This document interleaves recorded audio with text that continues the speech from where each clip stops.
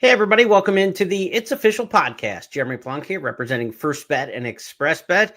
We'll tackle 5 hot topics in horse racing this week. An interesting week in racing. Del Mar now in the rearview mirror, but the Keeneland sales are in the midst right now. Tomorrow's prospects being purchased for big dollars, 7 figures on quite a few of those. It's Canadian Triple Crown second leg day today on Tuesday, as the Prince of Wales Stakes at Fort Erie goes a little bit later today. And of course, a lot cooking, the big race at Fort Erie. We got the jockey situation between the Oklahoma Thoroughbred Association and the riders at Remington Park Resolve. Full riders expected back there this week. No more walkovers and short fields there. So that dispute has been solved. So we've got a lot to talk about this week. We'll talk about some on-track, some off-track issues affecting those of us who watch and wager on the races. Let's start things off as we do each and every week with our Goosebump Award. Which race got us most excited, got us up out of our seat, got the hair standing up on our arms?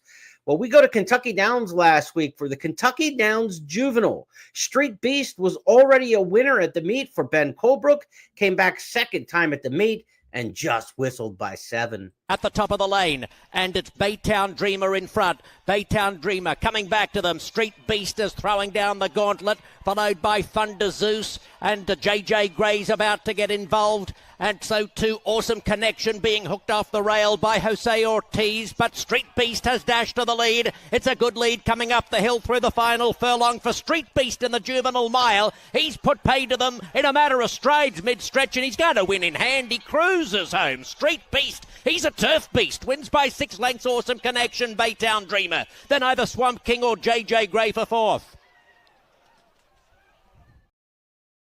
Dominant performance in the gallop out there by the 2-year-old son of Street Sense. Cost just $85,000 in the 2-year-old sales, but certainly Street Beast, a horse for course at Kentucky Downs, winning 2 at the meet, now 3 career starts, a second in the debut performance, now back-to-back wins. We'll see if Ben Colebrook goes forward towards the Breeders' Cup Juvenile Turf with this one. And that brings us to our second topic this week. What happens at Kentucky Downs stays at Kentucky Downs, as the old Las Vegas pun goes.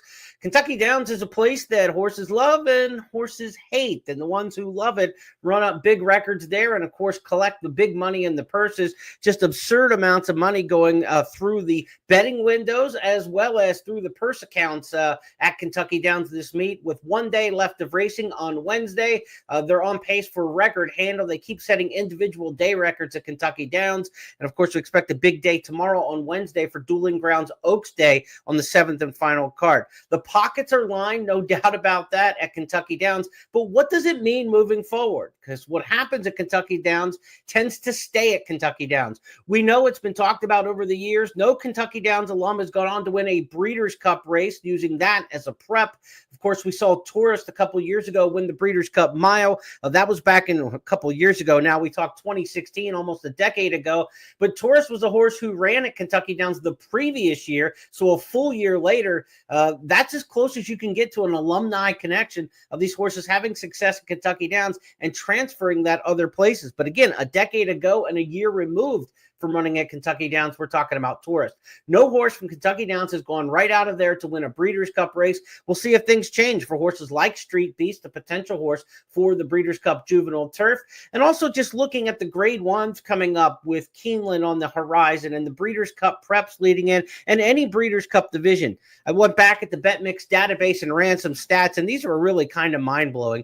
Over the last 10 years, horses coming out of Kentucky Downs races are 9 for 166 in Grade 1 races. That's 5% win rate, only 17% in the money. They just don't bring that Kentucky Downs form at the highest level and have success in Grade 1 races. In fact, the last horse to leave Kentucky Downs and win a Grade 1 race in its next start was In Love. You remember In Love back in 2021, winning at Keeneland in the Grade 1 Turf Mile in that race. Then went on to the Breeders' Cup Mile and didn't run very well in there at all. But it was 2021, the last time we saw a horse from Kentucky Downs win a Grade 1 out of that meet. So again, 2022 blank, 23 blank, 24 blank. In fact, 57 runners since In Love 0 for 57 in grade ones coming out of the Kentucky Downs meet. That's all ages from 2-year-olds up through the ladder in their subsequent start. We'll see. Can we get one this year at Keeneland in the fall? Can we get one at Churchill Downs? No grade ones during the Churchill Downs meet. So Keeneland in the fall into the Breeders' Cup or maybe into the winter season. Some of the races in Southern California still grade one quality towards the end of the year that maybe some of these Kentucky Downs alumni will run in. If you're handicapping Kentucky Downs horses moving forward, the Churchill Downs meet coming up that starts later this week. Churchill Downs will open on Friday for their September meet. Horses in the last several years at Kentucky Downs, 11% winners when they come back and run at Churchill Downs. So 1 out of 9 win. Kenny McPeak, Joe Sharp have had the most success during the Churchill Downs meet. So if you're playing the Kentucky Downs horses running at Churchill in September, about 11% of those will be winners, and Kenny McPeak and Joe Sharp, the 2 trainers to watch. At Keeneland, you hear it talked about a lot, the success of the Kentucky Downs horses, but there's a high volume there. They're not really that successful when you look at it. Only 8.6% winners coming out of the Kentucky Downs meet running at Keeneland. So about 1 in 11, 1 in 12 starters get to the winner's circle. Wesley Ward, Rusty Arnold, Shug McGahee, the trainers who have had success with the horses exiting Kentucky Downs at Keeneland during the October meet. So look for Ward, Rusty, and Shug to have some success with the Kentucky Downs horses. But in general, they really don't perform at a high strike rate. They will get a decent number of winners during the course of the meet because of the high volume. But again, don't overemphasize the Kentucky Downs horses when they move on, whether it's Churchill right away or Keeneland subsequently after that. And certainly when we get to the Breeders' Cup, seems to be a little bit of a dwindling success as the ladder goes farther and farther away from the Kentucky Downs meet. What happens at Kentucky Downs in Franklin stays in Franklin, apparently. Let's go now to our third topic this week on It's Official. Once Upon a Time. This is a story about a race that once was, but no longer is, and was renewed last week. Talking about the Super Derby at Louisiana Downs. If you're a fan of horse racing going back into the 1980s, you remember this as one of the absolute cornerstone races on the American calendar, especially for the 3-year-olds. It was run this past weekend. It was won by Brad Cox's Instant Replay. Let's take a look back at that race this weekend, and we'll talk about just how mighty the race once was and how far it has fallen. They turn from off 6 furlongs in 1:12.74 seconds. Perry County digging in. Mr. Omaha runs at him, as does Instant Replay. Then it's Fountain Lake, a final furlong. Perry County, Instant Replay taking aim. Then it's Mr. Omaha and Fountain Lake. The leader is Perry County. Outside Instant Replay. Perry County, Instant Replay, Instant Replay. Perry County noses apart in the Super Derby. It was Instant Replay as the 1-2 favorite winning. To put a little perspective, the 1-2 favorite in this year's edition of the Super Derby was a horse 5th in the Indiana Derby and 3rd in the Louisiana Derby earlier this spring. That made you an odds-on favorite in the Super Derby.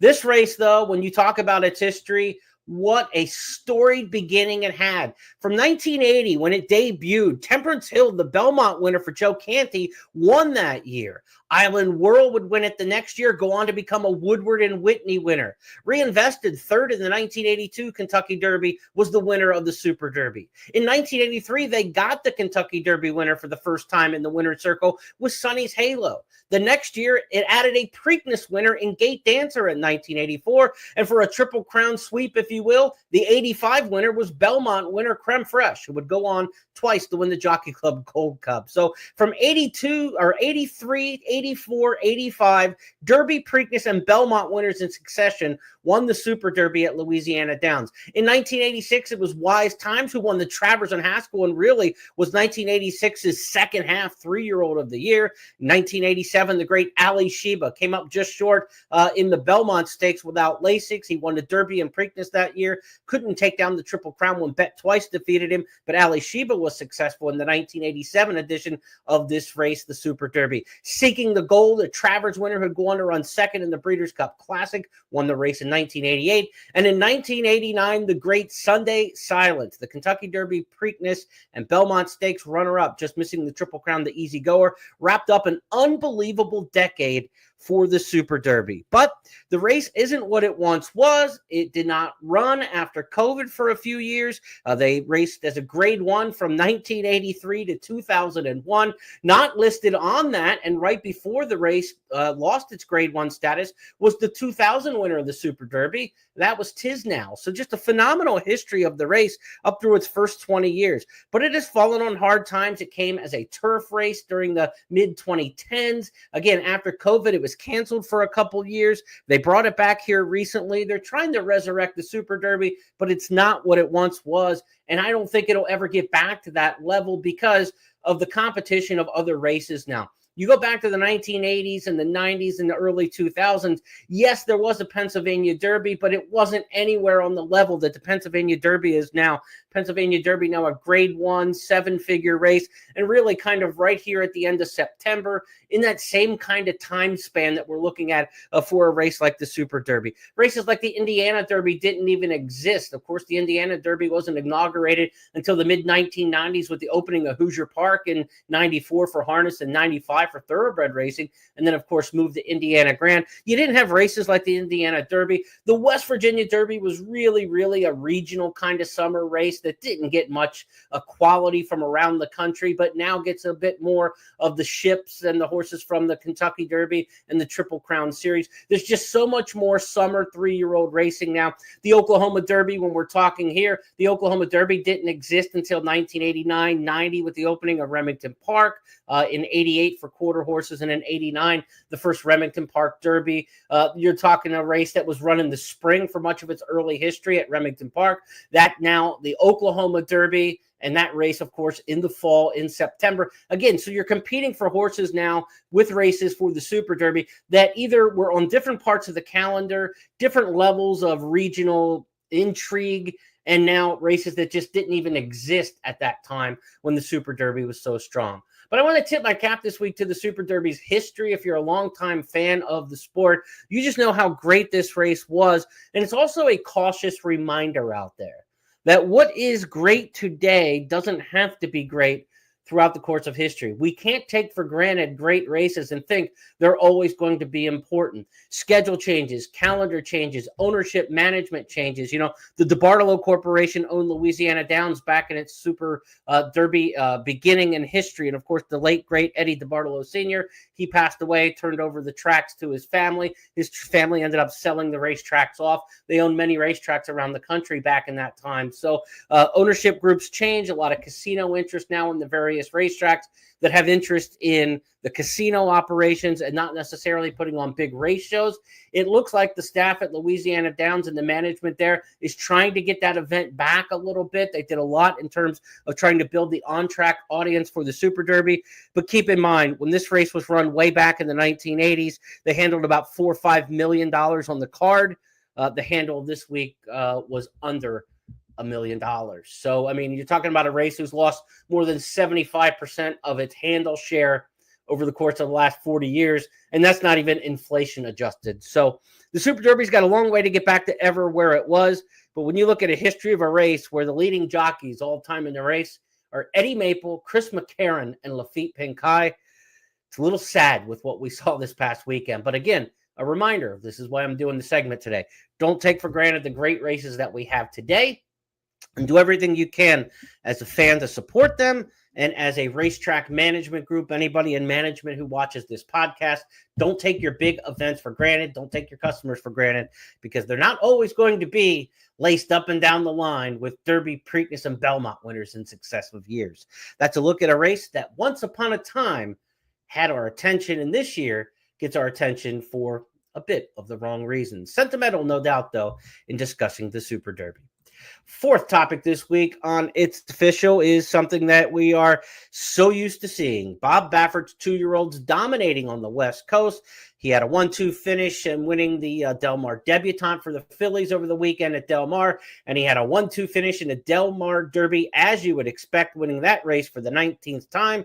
Let's go back to his stablemates. In this one, we're going to see Brant and Desert Gate putting on the show to the wire in the Del Mar Futurity. 21.88 was the opening quarter for the Gray Brant, who leads the way into the far turn by a length and a half. Balboa continues to track in second. On the outside is Litmus Test. On the rail, Desert Gate. And right behind them, Civil Liberty is only 2 lengths off of Brandt, who leads the way midway on the turn through a 44.53 half mile. Brandt arrives at the quarter pole in front. His lead is about a length now. Desert Gate comes one off the rail to confront him at the top of the stretch. And they're joined by Litmus Test on the far outside. And they're into the stretch, and Brandt is put to the test by Flavian Pratt. Desert Gate in one. Hernandez making a race of it on the outside. Brandt is in front at the 16th pole. Desert Gate doing his all, but second best to Brandt in the Del Mar Futurity. He won it by a length. Desert Gate was second, Civil Liberty and Litmus Test. Of course, we saw Baffert last year go 1-2 in the Breeders' Cup Juvenile in a year where people didn't think he had the strongest hand. Citizen Bull pulling an upset on Breeders' Cup Day at a nice price. Will the East Coast horses be able to raid and take down Baffert this year at another Del Mar Breeders' Cup? He'll have the home field advantage, no doubt, on the West Coast, and 2 horses there, certainly well proven over the track. Brandt, Desert Gate. When you looked at Brandt in that race in the head-on, of course, a lot of people made note of this on social media. A very obvious front left paddle with his foot that kind of swims out like this. Not the most efficient mover, and a horse that's going to be difficult to keep sound over a long period of time. Is Brandt a Kentucky Derby prospect given that? Maybe not. But is Brandt an outstanding 2-year-old right now who could get a mile and a 16th in the Breeders' Cup Juvenile? Very possibly so. You can kind of take your knocks on him, but as fast as he went in that race and still finished up and held off a stablemate who was stakes experienced, a bit compromised at the start with the stumble, no doubt, for Desert Gate, who ran well here. But as is the case on Twitter, if you watch the feed of your Twitter feed and people in horse racing, they're more enamored with the runner-up in races than they are the winner, more often than not, it seems like. That's kind of a Twitter trend. And, it's kind of like being a football fan. They always say that the most popular player on a football team is the backup quarterback. Everybody loves the backup quarterback because they haven't done anything wrong, and they're the hope that they're going to be the one who kind of can come in and save the day, right? And everybody gets angry when the starting quarterback makes some mistakes or boneheaded throws, decisions, and everybody screams they want the backup. It feels the same way when people watch horse races a lot of times, where the runner-up is the one they seem to get most enamored with. Like, oh, yes, the winner was okay, but the best horse in the race was the runner-up because XYZ. Well, they're not the starter, they're the backup, and they weren't the winner, they were the runner-up. And sometimes I think we get a little bit projective with the runner-ups in races and want to think they would have changed the result. And of course, when you're able to flip that result as a horse player, that's usually a good thing pari-mutually, because the winner is going to get bet back probably harder than the horse who ran second. So if you're trying to find value and you can find a good reason why you think the runner-up is the better horse moving forward, it can be productive. But it seems to be a rubber stamp for a lot of folks who just look at it and say, I want the runner-up next time. I want the runner-up next time in many cases. I'm not so sure that when we get to the Breeders' Cup Juvenile, we've got some time. I don't think we're going to see either one of these colts again. I think they'll both train up to the Breeders' Cup. There's going to be a lot of talk amongst racing media and people on Twitter and kind of the inside, not necessarily insiders, but the fans who are really invested in the game. There's going to be a lot of talk that Desert Gate's probably the Baffert horse that you want. I'd caution against that. I think Brandt is really exceptionally talented here as a 2-year-old, went really fast in this race. And remember, as fast as he went in this race, 43, 44 and change, when they go 2 turns, that's going to slow down considerably, and that could give him a lot more in the tank. That paddling action and getting a mile and a quarter and staying sound all the way through next year, we saw how the Baffert horses tend to go by the wayside, and he runs through a lot of them from January and February when he's dominating races like the Sham and the Lewis and races like that on the Santa Anita calendar, the Futurity at Los Al in December. When he's running through those horses like that and they still don't make the Kentucky Derby, he has a lot of drop-off in his stock. I would not be surprised if Brandt does not make the gate for next year's Kentucky Derby. He's a longer shot to make it than he is to get there probably and not get there. But that's almost every horse, right? I mean, if you're just saying make the starting gate now, you're probably way less than 20% chance for any horse you talk about right now of making the gate for the Kentucky Derby. But Brandt does not feel like a Kentucky Derby horse. But I think tossing him right now to the Breeders' Cup Juvenile is a bit of folly. And I think that's a bit of projection, just wanting that second horse moving forward. Now, there is a lot of action on the East Coast already had taken place of good 2-year-olds that we've seen. We've seen Ewing, we've seen Obliteration, some really good ones go through the Saratoga meet. Ted Nafi winning the Hopeful Stakes. Time to Dream, a really impressive 17-length winner, I believe it was, 15 plus. When he broke his maiden for Tom Amos at Saratoga. There are some really good East Coast 2-year-olds this year that are going to be heading west. We thought that last year, though, too. East Avenue, Chancer McPatrick, that group was supposed to go out west and take care of Baffert, and it didn't work out so well. So when we get to the Breeders' Cup Juvenile, we'll have a race to really talk about in handicap this year because there are a lot of good options. Let's look at some of the races to come before we get to the Breeders' Cup Juvenile in this 2-year-old colt division on the third. We've got the Iroquois Stakes coming up this Saturday at Churchill Downs. Opening day at Churchill is on Friday. The road to the Kentucky Derby begins with the Iroquois Grade 3 Stakes at Churchill coming up on Saturday. First points qualifying towards the 2026 Kentucky Derby will go in that one. The Iroquois Stakes is a race that includes the Juvenile, Ellis Park Juvenile, 1-2 finishers, Comport for Eddie Keneally, and Spice Runner for Steve Asmussen. They ran 1-2 in the Ellis Park Juvenile. They're the headline runners in the Grade 3 Iroquois Stakes coming up on Saturday. 36 races on the Racing to Kentucky Derby series worth points in the U.S. This is the first of those 36, plus you got the points preps in Europe and Dubai, as well as Japan. But 36 U.S. races will have points for the Kentucky Derby, beginning with the Iroquois Stakes this weekend. Then October 4th is the big day for the 2-year-olds in Grade 1 company. The Champagne around 1 turn at Aqueduct, the Breeders' Futurity at Keeneland, a 2-turn race, and the American Pharoah at Santa Anita, a 2-turn race as well. Those are the 3 major preps still to come in October. The Iroquois Stakes will get it all started this weekend, Saturday at Churchill Downs. That's a look at the 2-year-old division. We'll look at more Breeders' Cup divisions as we get a little bit closer to the event and the preps start to really roll in here in September and October. This weekend at Woodbine, they'll run some big races towards the Breeders' Cup Juvenile Turf and Juvenile Fillies Turf. So look forward to those 2-year-old grass races on the Woodbine Mile undercard. And of course, the Woodbine Mile, always a major and important stepping stone towards the Breeders' Cup Mile. That's this Saturday at Woodbine. We wrap things up with our Stars of Tomorrow segment. And like I mentioned on big stakes days, a lot of people kind of get more excited about the runner-up than they do the winner of races. There's another little fascinating point about big race days as well. On Del Mar Futurity Day, whether it's a big race day at Del Mar, Saratoga, Churchill Downs, Pimlico, and Preakness Day, somebody wins on the undercard that gets everybody excited. And then they're like, that's the next big horse. Well, it seems to happen on a lot of these big undercards, and another one happened this weekend. The name is Boyd. Bob Baffert won the Del Mar Futurity running 1-2, but afterwards, most everybody was talking about Boyd instead. Here's why. From second, Send It Mo third. The others are well behind. They're into the stretch, and it's Boyd. Boyd drifting in through the stretch. Got close to the rail, but he's got a 5-length lead. Cactus Charlie and the others have been left behind as Boyd sails home to victory in his debut. In hand and in command by 6.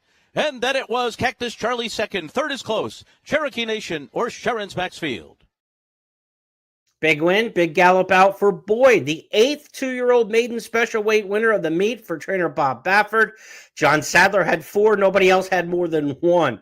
This is a $1 million Timonium buy as a 2-year-old. Only cost $280,000 only in air quotes as a yearling. By Violence out of a Street Boss mare. I don't know how far this one's going to run particularly, but we do know that the second dam here, Rare Opportunity, was third in the Black Eyed Susan for trainer Roger Atfield in just her third career start, never raced again. So we really don't know how far this one's going to go, but with Street Boss on the bottom side as the dam sire, probably a 1-turn horse here, Boyd. We will see if this horse can stretch out. The dam, A Taste of Red, is a half the Texas Tower of Texas, who was a runner-up in the Woodbine Mile around 1 turn, also for Roger Atfield. So there's a lot of that Atfield influence on the dam side of the pedigree here for Boyd. But again, this was a $280,000 yearling by Violence. So a moderate price in there, a solid price, but not a blue-blooded price. But then this horse went for over $1 million after the 2-year-old sale because he worked fast. And he worked fast and he ran fast here in the 2-year-old debut.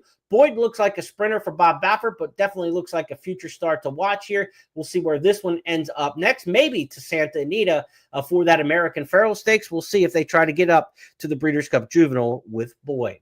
Let's take a look at our topics this week again on It's Official and review them. This week's Goosebump Award went from Kentucky Downs to Street Beast, trained by Ben Colebrook. 7-length winner of the Kentucky Downs Juvenile Mile may be set for the Breeders' Cup Juvenile Turf. But we caution with our second topic, what happens in Kentucky Downs tends to stay at Kentucky Downs. We looked at the percentages of horses coming out of those races in grade ones, to Churchill September meet, to the October meet at Keeneland. And what we learn is Kentucky Downs is a great place to line your pockets, but it's not necessarily a great place for bettors looking for next out performances. Once upon a time, the Super Derby at Louisiana Downs was as good as it gets in the 3-year-old division, literally in the 1980s on par with the Travers Stakes in terms of its roll call of winners. But the mighty have fallen. It was run back this weekend, won by Brad Cox's instant replay. A cautionary tale of embrace what we have today and don't take for granted the great stakes. Bob Baffert's boys seem ready to face the nation after running 1-2 in the Del Mar Futurity. Brant and Desert Gate will try to defend the title in the Breeders' Cup Juvenile that Baffert won last year with Citizen Bull. We also took a little preview look at the Ellis Park Run 2 finishers from the Ellis Park Juvenile running in the Iroquois this weekend. Iroquois Stakes kicked off the road to the Kentucky Derby Series. And our stars of tomorrow, it was back to Baffert. No surprise there with really the only major dirt racing in the country last weekend at Del Mar. It was Boyd, a dominant winner, first time out of the 8th 2-year-old maiden special winner of the meet for trainer Bob Baffert. Those 5 topics are now official because Jeff Siegel, the host emeritus of this podcast, and I say so. Again, continued best wishes to our great friend Jeff Siegel. We hope to have him back soon. That's going to wrap things up on the It's Official podcast this week. We appreciate you tuning in so much. Be sure to like and follow this on our audio channels and our video channels and help us grow the audience for the It's Official podcast, those following on YouTube and on X, and also on our traditional audio podcast channels.